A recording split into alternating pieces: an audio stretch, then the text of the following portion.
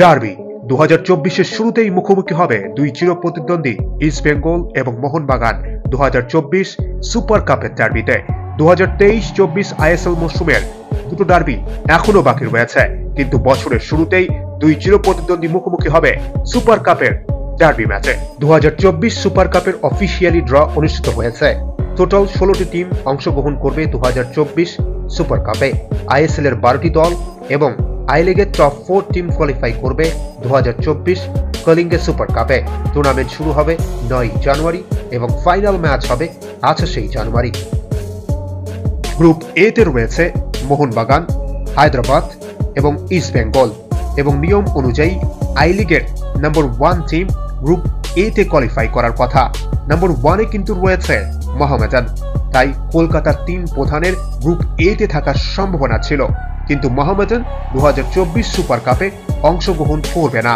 তাই আই লিগের point table অনুযায়ী শ্রীনিধি কোয়ালিফাই করবে গ্রুপ এ তে, এবং গ্রুপ বি তে রয়েছে Kerala Blaster, North East United FC, Jamshedpur FC, এবং আই লিগ থেকে কোয়ালিফাই করবে রিয়েল কাশ্মীর এফসি।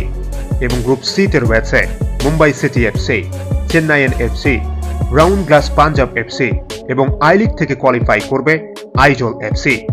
এবং গ্রুপ ডি তে রয়েছে এফসি গোয়া, ওডিশা এফসি এবং বেঙ্গালুরু এফসি। এবং আই লিগ থেকে প্লে অফের একটি ম্যাচ খেলে কোয়ালিফাই করবে শিলং লাজং এফসি এবং গোকুলাম কেরালা এফসির মধ্যে ম্যাচে যেই টিম জয়ী হবে সেই টিম গ্রুপ ডি তে কোয়ালিফাই করবে। জানুয়ারি মাসের দ্বিতীয় সপ্তাহেই শুরু হবে 2024 সুপার কাপ। ঠিক একই সময়ে কিন্তু এশিয়া কাপের ম্যাচ রয়েছে, তাই অনেক তারকা প্লেয়ারদের পাবে না ক্লাবগুলো। তাই এফএসডিএল ও এআইএফএ এই সমস্যা সমাধানের জন্য সিদ্ধান্ত নিয়েছে যে সুপার কাপে 6 জন বিদেশি প্লেয়ারকে খেলানো যাবে একসাথে। যদি 6 জনকে খেলানো হয় তাহলে অবশ্যই একজন এশিয়ান কোচার বিদেশি প্লেয়ার থাকতে হবে। সুপার কাপের সময়সূচি আমরা কিছুদিনের মধ্যেই জানতে পারবো। কি মনে হচ্ছে আপনাদের, মোহনবাগান নাকি ইস্ট বেঙ্গল বছরের প্রথম ডার্বিতে কে জয় লাভ করবে?